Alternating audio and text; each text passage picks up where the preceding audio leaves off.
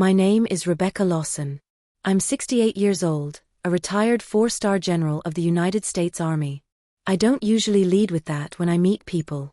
Most of the time, I'm just Rebecca. These days I live quietly at the edge of a sleepy Virginia town, tending a garden that only I ever see. But today isn't one of those quiet days. I'm speaking now not because I'm chasing applause, but because sometimes keeping silent is the same as betraying the truth. It started on a cold, overcast Sunday in February, at the funeral of my father, Rear Admiral Robert Lawson.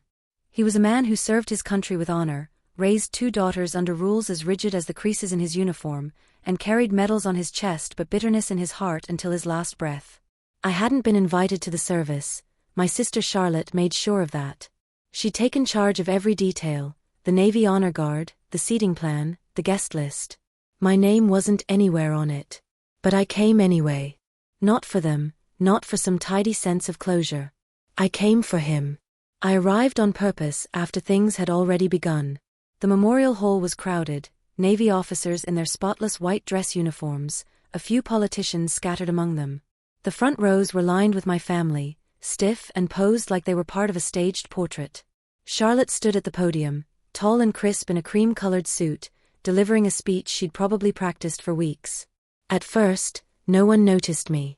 I was in a dark coat, plain flats, and carrying an old canvas duffel with frayed handles. I stayed at the back, still and quiet. I listened as Charlotte spoke of our father's discipline, his courage, his principles. Her voice didn't shake. She didn't shed a tear. And she didn't mention me, not once. That omission wasn't an oversight. At one point she glanced in my direction, just for a second, and then looked right through me as if I wasn't there. I slid into a chair near the exit. From there I could see the screen showing photos from his life, Charlotte and Dad at her high school graduation. Charlotte and Dad on a Navy ship. Charlotte and Dad in matching uniforms at a formal gala. I wasn't in a single frame, not even blurred in the background. If anyone noticed, no one dared say it out loud. That was the family I grew up in. Criticism wrapped in politeness. Love that had conditions. I'd chosen a different road. I joined the Army instead of the Navy. I'd led missions no one could speak about. I'd made myself invisible on purpose. And now here I was again, in a place where my name had been erased long before my father ever died. Things tightened the moment Charlotte stepped away from the podium and saw me walking toward the front. I wasn't loud, I didn't make a scene. I simply moved forward with the duffel, planning to place a letter I'd written on the memorial table, tucked inside my father's favorite book. But Charlotte intercepted me. Her voice was low but edged with steel. "This is a private ceremony, Rebecca. You weren't invited." I held her gaze. Neither was honesty. She gave a polished smile. "Don't start. Not today." I stepped past her, but before I could set the letter down, she turned toward the crowd and spoke up. "Ladies and gentlemen, I apologize for the interruption. It seems my sister, who walked away from this family decades ago, has chosen now to reappear." A ripple went through the room, heads turning, expressions shifting between confusion and discomfort. "She claims she served in the military," Charlotte continued, her voice steady, "but there's never been proof. No photos, no stories, not even an official record anyone's seen." Her words weren't improvised, they were sharpened in advance. "She calls herself a veteran," she added, "but I think we all deserve to know the truth. Don't you?" I stayed silent, but the room didn't. A low murmur spread, curiosity mixed with suspicion, the kind of blend that can turn into a spectacle fast. Charlotte pointed at my duffel. "If you're really who you say you are, Rebecca, open it. Let everyone see." Dozens of eyes pinned themselves on me, strangers, old acquaintances, veterans in uniform. Some were entertained, most just eager to see what happened next. Charlotte pushed again. "Come on. Let's see what a real soldier carries." This wasn't about respect anymore, it was about humiliation, about making me a performance. I could have walked out. But I didn't. "I'll open it," I said softly. "But you don't get to decide what's real." I walked to the memorial table and set the bag down. My hands didn't shake. First, I took out a battered leather notebook. No rank insignia, no name on the cover, only pages once filled with field notes and radio codes. Next came a faded, torn scarf, salvaged during a medical extraction in Kabul. Then a photo wrapped in cloth, me and 6 others standing in front of a Black Hawk helicopter, none of us smiling. Finally, my hand found the weight at the bottom of the bag. I pulled it free slowly, a deep blue army dress jacket, for silver stars on its shoulders, folds as sharp as the day I'd been handed it. The room froze. Charlotte's face drained of color. She opened her mouth but nothing came out. One man in the second row stood, back straight, hand to his brow in salute. Another followed. Then another. Within 10 seconds, more than 80 soldiers, active duty and retired, were on their feet, saluting in unison. No one said a word. The air changed, heavy, reverent. Then the double doors swung open. A tall man in full army dress stepped inside, shoulders squared, medals catching the light. His eyes locked on mine. He walked straight to the table and snapped a salute. "General Lawson," he said, voice clear and certain. I returned the salute exactly as I had countless times before. Charlotte staggered back. The audience watched in utter silence. No one clapped. No one dared to. She had tried to strip me bare in front of everyone, but what spilled out of my bag wasn't shame. It was proof. For the first time in nearly 4 decades, that truth stood visible in full uniform. I wasn't just a veteran. I was their general. And my family had no words. I hadn't joined the army to build a reputation. I joined to escape, to get out of that house, out of that town, out of a family that treated appearances as holy law, where rebellion was equal to betrayal. Charlotte had always been the golden child. Even as a toddler she seemed polished, spoke gently, lined her shoes by heel height and color. She memorized Dad's rules like scripture and obeyed without hesitation. And for that, he gave her his pride. Me? I was the shadow in motion. I climbed trees in my Sunday dress, questioned everything too soon, refused to pretend I liked the company of people who mocked me. I was the one who asked Mom why she stayed silent at dinner, who asked Dad why Charlotte got praise for obedience while I got punishment for thinking differently. They called me stubborn, difficult, unpredictable. I wore those labels like marks long before I understood they were teaching me resilience. When I told them I'd enlisted in the army at 16, the reactions were almost amusing. Charlotte blinked like she hadn't understood the words. Mom stared at the floor. Dad folded his newspaper and said, "Of course you did." He didn't yell. He didn't argue. He just looked at me like I'd proved his point yet again. "You never could stay in line, Rebecca," he muttered. What my father never grasped was that I wasn't running from discipline, I was heading straight toward it. I wanted a structure where clarity mattered more than charm, where action outweighed presentation, and where truth wasn't dressed up as illusion. Basic training didn't break me. In fact, it was the first place I'd been allowed to fail without wearing that failure as shame. For the first time in my life, someone told me to stand taller, not to sit down and stay quiet. I didn't ache for home. I didn't miss a single thing about that house. About a year and a half later, Charlotte sent me one postcard. It was a glossy shot of her and Dad at a naval officers' gala. She'd scrawled, "Hope you're well. He doesn't ask about you." No signature. I kept it, not because I felt sentimental, but because it was the clearest reminder of the kind of person I would never become.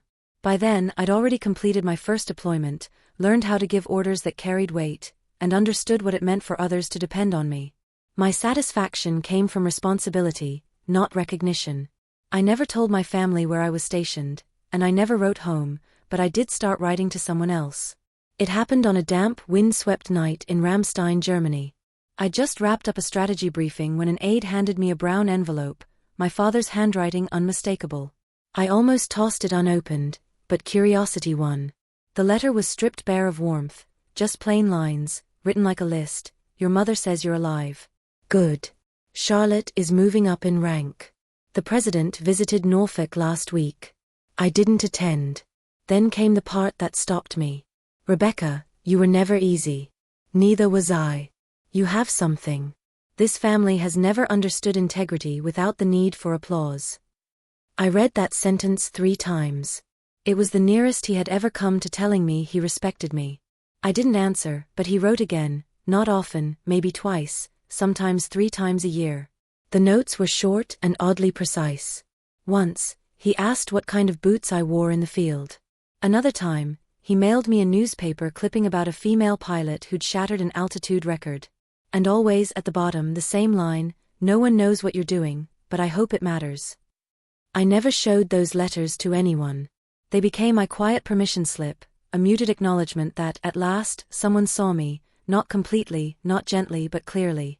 And that was enough. During Operation Iron Step, I kept his second-to-last letter folded into my left cargo pocket. We were moving under blackout comms, carrying a wounded intelligence officer over nearly 8 miles of hostile terrain with no air support. The paper pressed against my leg the whole way, like a second heartbeat. When we finally made it out, I unfolded it and read it again while the others slept, dirt under my fingernails, blood still drying on my vest. "You were always the hardest to read," it said, "but that doesn't mean you weren't right."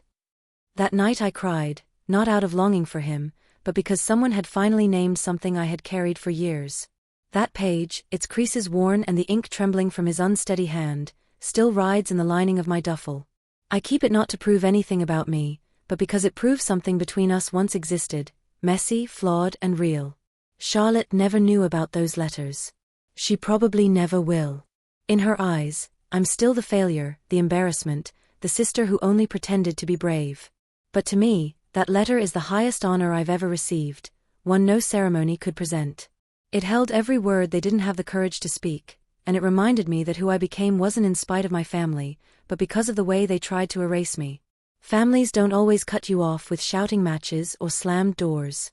Sometimes it happens with deliberate silences, with names missing from guest lists, with decisions made in rooms you never entered. Charlotte didn't have to raise her voice to exile me. She did it with surgical precision, quick, calculated, and outwardly clean. When our mother passed, I was at Fort Liberty finishing a training exercise. I'd been pushing for leave to be there at the end, but the approval kept getting delayed. I called Charlotte from the payphone outside the barracks every night, trying to get updates. On the 5th night, the call cut off mid-sentence. When I tried again, it went straight to voicemail. I waited. No call back. 3 days later, a forwarded email, not even addressed to me, told me the funeral had already happened. Charlotte never called, never gave me the date. When I confronted her months later, she just shrugged. "We didn't know if you'd make it." I didn't want to get everyone's hopes up. Hopes up, as if my being there would have been a shock, or worse, a burden. It wasn't the first time. Early in my service years, I'd call home from different time zones when I could. Charlotte was always the one to answer. The conversations never lasted longer than 90 seconds. "How's the desert?" she asked once. "It's not a vacation, Charlotte," I told her. She laughed and said, "Well, you picked it." Eventually she stopped picking up, or blocked my number. I never found out which. By the 4th straight dial tone, I stopped trying. Over time, I became a nickname instead of a person. Within the family, I was the one in the army. No rank. No name. No face. Just a vague label they used when people asked where I'd gone. "She's doing something with helicopters, I think," Charlotte once told a family friend while I was standing less than 15 feet away, home for the first time in nearly 7 years. I had just finished leading a mission that pulled half a dozen operatives out of enemy territory.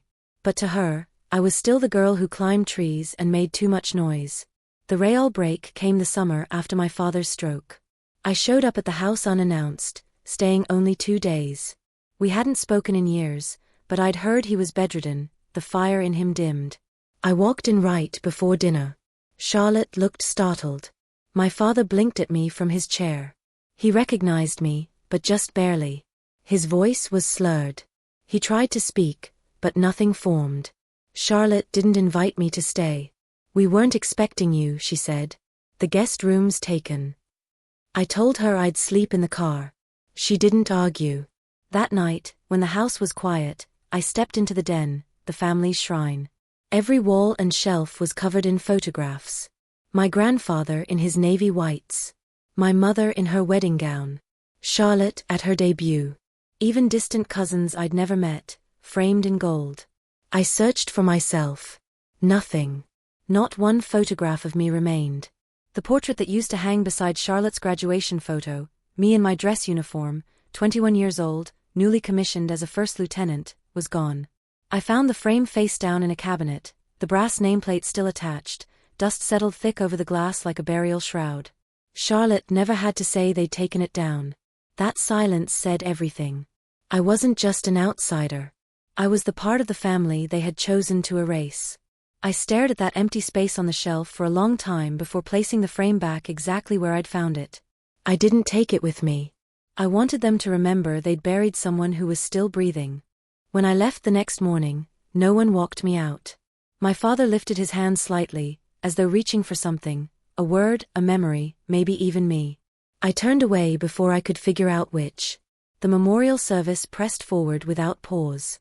I stayed in my seat near the back, close enough to watch, far enough for them to pretend I wasn't there. They did just that. Charlotte, off to the side, worked the room like a politician at a donor event, every handshake deliberate, every smile rehearsed. Charlotte had mastered the art of measured grief, enough to look respectable, never enough to appear shaken. I kept my coat fastened, my old duffel planted by my feet. Its weight was familiar, grounding me. That bag had crossed more borders and battlefields than anyone in this hall could imagine. But today it carried something heavier than gear, it carried the truth. Clusters of relatives dotted the room, cousins, uncles, aunts I hadn't seen in over 20 years.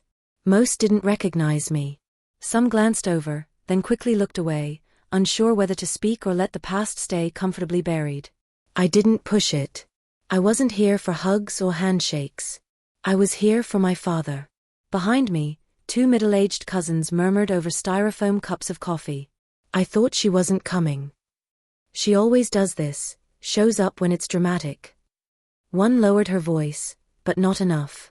I heard she was never even in combat. Charlotte says she quit halfway through. Couldn't handle it. I didn't turn. Whispers had been background noise my whole life. But then came a child's voice, small, high-pitched, unsure. Mom said Aunt Rebecca gave up. I turned my head just enough to see her, a girl of maybe 9, clutching her mother's hand. She had Charlotte's chin, but my father's eyes. Her mother didn't correct her. She simply nodded. Gave up. The words lingered like a sentence past. I didn't flinch, didn't speak. I just locked eyes with the girl and held her gaze longer than most adults ever dared.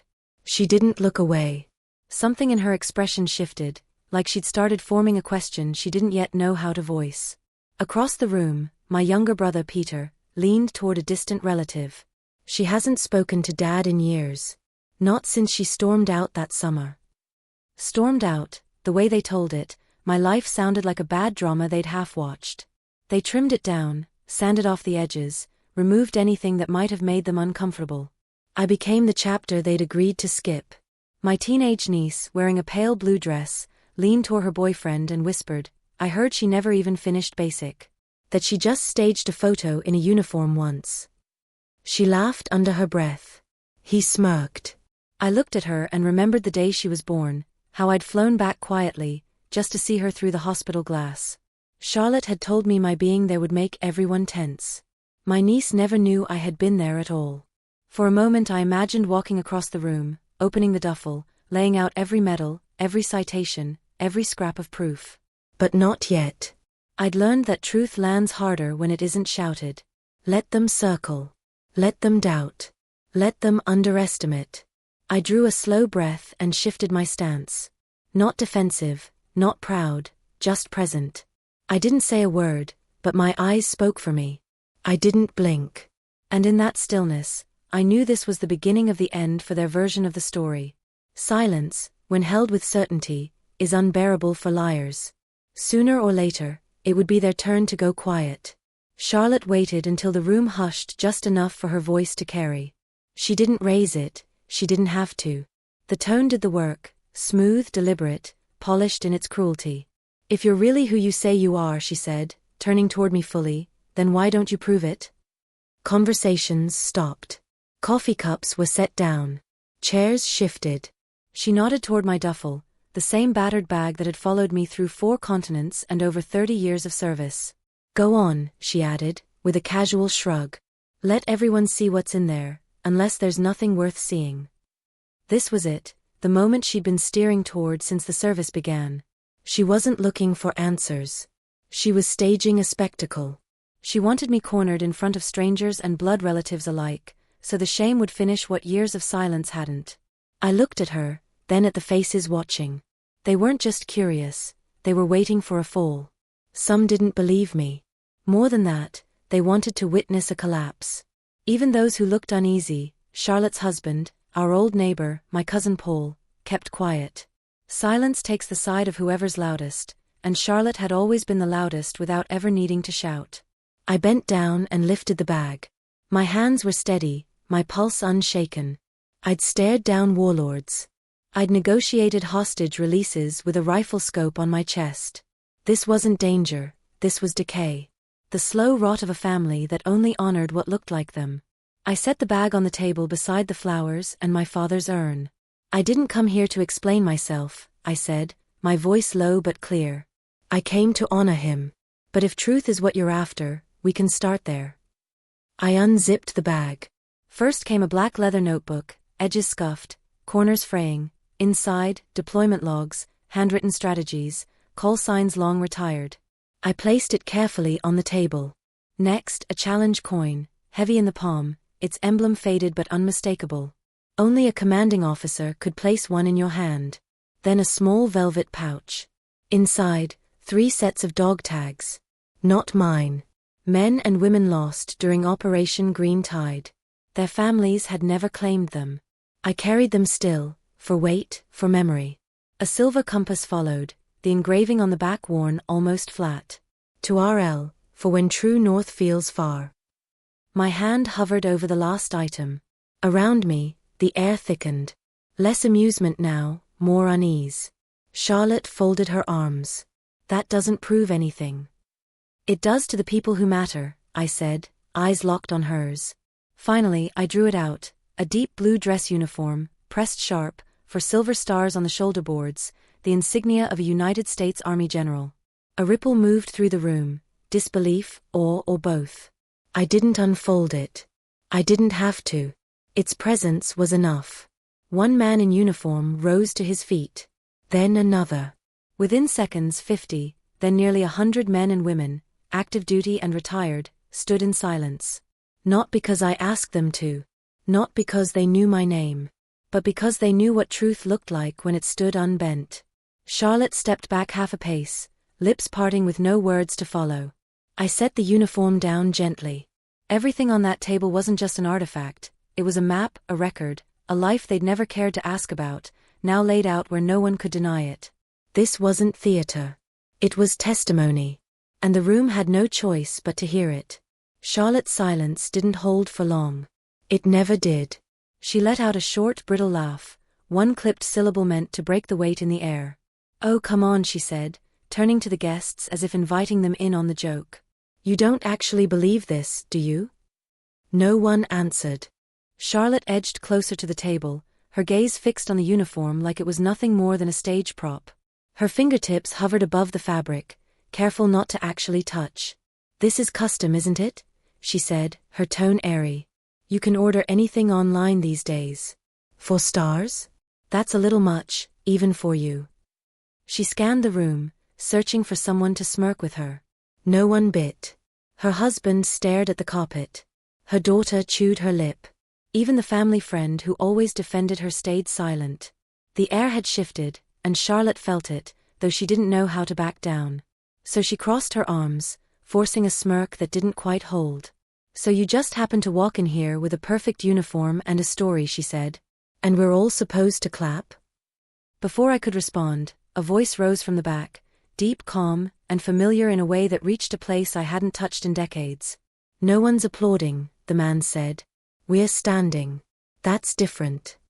I turned. He moved forward slowly, the crowd parting without a word. Full army dress, his medals catching the overhead lights, posture sharp as ever. I knew him before he spoke again. I know that uniform, he said, his eyes locking on mine. And I know the woman who wore it. Charlotte's smirk flickered. Who are you? She demanded. He didn't answer her. He stopped 2 feet from me and brought his hand to his brow in a salute. I returned it, slow and deliberate. Then he extended his hand. Command Sergeant Major David Rios, he said. Retired now, but 35 years ago I was a private first class in Joint Task Unit Echo, Northern Border, Operation Midas Fall. A few heads in the room stirred at the name. She was our CO back then, Rios said, turning to the crowd. Captain Rebecca Lawson. The mission went bad, comms down, terrain against us. We were green and scared. She kept us alive. He faced Charlotte directly. I was 19, scared out of my damn skin. But I remember one thing clearer than anything, her eyes. She didn't scream. Didn't flinch. She looked each of us in the eye, even when rounds were hitting like rain, and we knew she'd get us out. I didn't speak. My throat had tightened, but my face stayed calm. I owe you more than I ever said, Rios added. So when I saw the name on that uniform just now, I stood. And I'll stand again if I have to. Charlotte swallowed. You're telling me she's a general? She's more than that, Rios said without hesitation. She's the reason I came home.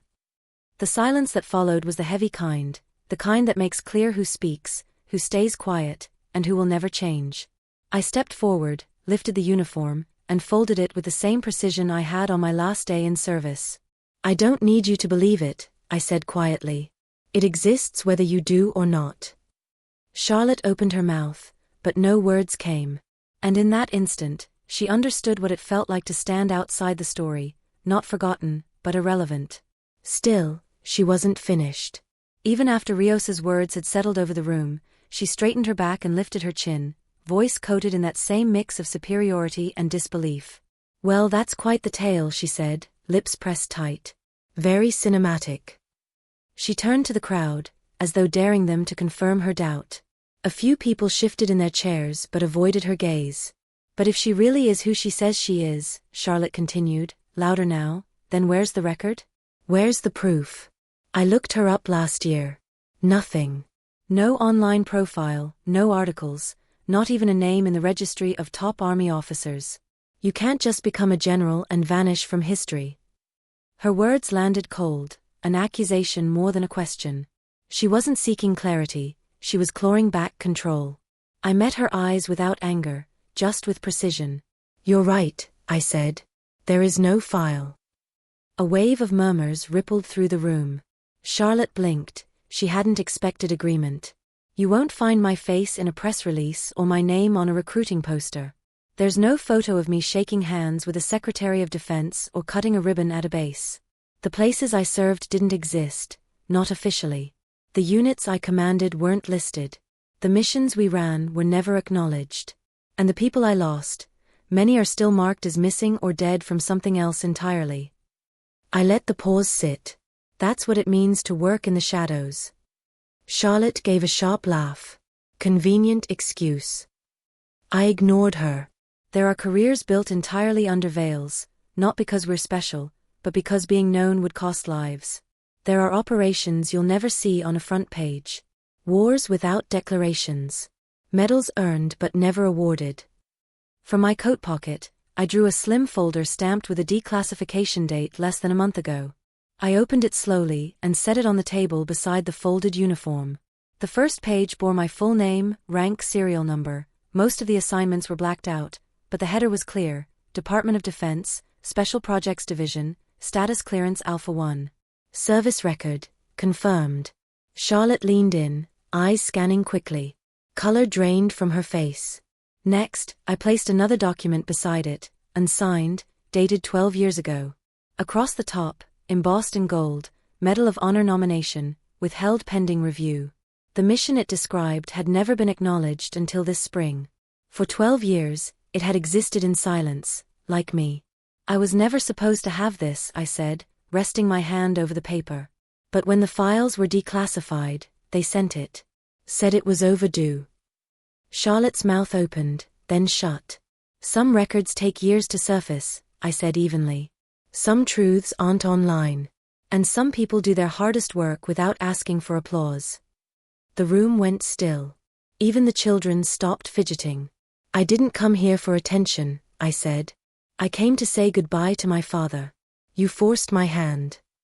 Charlotte stood frozen, her fingers hovering over the documents. The 4 stars on the folded uniform glinted under the lights, a quiet reminder that she had never really known who she was addressing, and now she did. The room was so silent I could hear the wind tapping against the memorial windows. Behind her, my uniform lay in judgment on the velvet-draped table. That's when I saw him, General Crane. He stepped forward from the back, posture still soldier-straight despite the years and the scars. I hadn't even realized he'd arrived, but the moment he moved, the rows of uniformed soldiers instinctively parted to let him through. General Crane stopped at my side, his eyes scanning the documents on the table before sweeping across the audience. When he finally spoke, his voice was both formal and heavy with something deeper, almost reverent. "Ladies and gentlemen," he began, "I know we're gathered here to honor Admiral Lawson, but before we go on, there's someone else who deserves recognition today. Someone whose service has stayed in the shadows far too long." He turned toward the crowd, his posture still straight as a rifle barrel. "I stand here not just as another soldier, but as someone who once served under her command, a command I wasn't permitted to speak of, in a unit that didn't exist outside of sealed files." People leaned forward. Their attention was shifting. "I was a second lieutenant then," he continued. "Young. Impulsive. Barely trained. I was assigned to a unit without a name, one that answered only to a single officer. She could still a battlefield with just a look. We called her Ghostfire." A ripple of surprise passed through the room. She was the only woman on that team, and the only one who never raised her voice, yet always had our obedience. She led us across frozen mountain passes and into blistering desert heat on missions that, if they failed, would vanish without a trace. And though decades have passed since we stood shoulder to shoulder, I remember the forest outside Varna as clearly as if it were yesterday. I owe her my life, and my conscience. I wouldn't be here if not for her decisions in that place, a place none of you will find in a history book. Now, people weren't just watching, they were listening. Some stood. Crane's voice rose. "Today we honor Admiral Lawson for his service to the Navy. But I ask you to also honor his daughter, General Rebecca Lawson, who has given more to this country than many who've stood in parades wearing rows of medals." Charlotte's eyes shone, but not with warmth. She blinked rapidly, as though trying to reassert control of the room. "We were never meant to know," Crane added, his tone softening, "but truth has a way of surfacing. We honor General Lawson not for fame, not for recognition, but because every soldier here knows what it means to serve without applause." From the back rows, a low murmur began. Then one by one, soldiers stepped forward, uniforms immaculate, medals catching the light. And as if guided by an unspoken cue, one voice called out, "Present arms." 100 service members, young and old men and women, snapped into a perfect salute. Every eye was on me, and for the first time in my life, I let them be. The moment was still, sharp, and undeniable. Then, like sunlight spilling into a dark valley, the silence broke. A single pair of hands clapped. Then another. Soon the entire back section, civilians, my father's friends, retired officers, was standing, applause swelling into a steady roar. But not my family. My brother kept his hands locked in his lap. My mother's second husband stared straight ahead as if he'd lost his place in a book. Charlotte sat rigid, jaw set, fingers clutching her purse. Her eyes were damp, but not with regret, with pride wounded past repair. She leaned toward me, her voice barely audible beneath the cheers. "You fooled them all," she whispered. "Even Dad." It didn't land the way she wanted. I didn't flinch. I didn't argue. I didn't even look away. I met her words with a kind of silence she'd never understood, the kind forged not from fear, but from certainty. I had stopped needing her approval a lifetime ago. From the second row, another voice cut through the applause. "Excuse me." A young man stood, mid-twenties, slim, dressed in a civilian suit but carrying himself like someone who'd once worn a uniform. In his hands was a folded cap, old and well-kept. "My name is Darius Novak," he said, loud enough for the room to hear. "My father served in a classified unit during the Cold War. He rarely spoke about it, but once he mentioned a woman, an officer who didn't wear her rank on her sleeve because she didn't need to. He said she never raised her voice, never took credit, never waited for praise. She just appeared when she was needed and disappeared when the mission was over." His voice wavered slightly as his eyes found mine.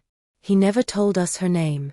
Only that if you were lucky enough to serve under her, you came back different, because she didn't need to be known to do what was right." I felt my breath catch, not from the words, but from the cap in his hands. Along the inner lining was a faint stitch, my stitch, made during a winter operation when his father's gear had torn and supplies were scarce. I remembered the frostbite, the bleeding leg he refused to rest, and the thought that had stayed with me, these are the men I serve for. I nodded to Darius. Your father, I said quietly, was the kind of soldier who made others braver just by standing next to them. He blinked quickly, swallowing hard. He said the same thing about you, he replied. Behind him, faces shifted.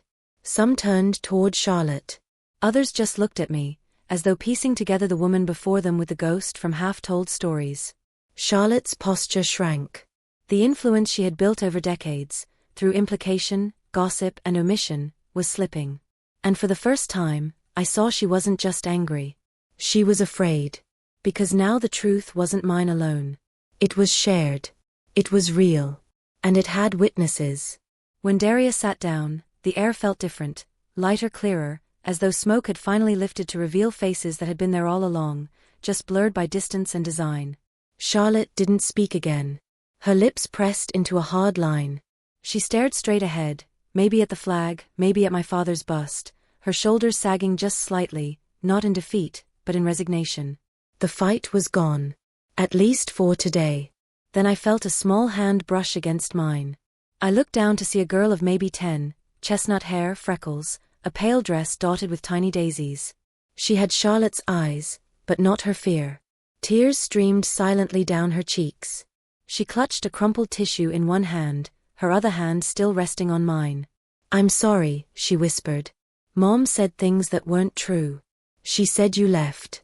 She said you didn't care. She swallowed hard. But I know that's not right. For a moment, I froze. Not because I doubted her, but because I didn't know what this moment needed. I could have offered comfort, told her it wasn't her fault, explained that families are complicated, that adults sometimes lie to protect themselves. But none of that would have meant anything to her, not now. So I did the only thing that mattered. I gave her a single, deliberate nod. Her face changed, not with relief, she was too young to carry guilt, but with a flicker of understanding. Somehow, she knew that silence could be an act of kindness too. She gave my fingers a small squeeze, then let go and slipped back to her seat. I remained where I was, no podium in front of me, no medal in my hand, no speech rehearsed. Just a woman standing before her father's urn, with an empty duffel bag at her feet and her name finally spoken in truth. Not everyone clapped again. Some looked uncertain, some were wrestling with their own pride, shame, or disbelief. But that didn't matter, because I had never needed applause. Not to serve. Not to survive. Not to remember. What I received today was something I had never dared to expect. The truth, no longer whispered or hidden in letters, but spoken aloud and heard.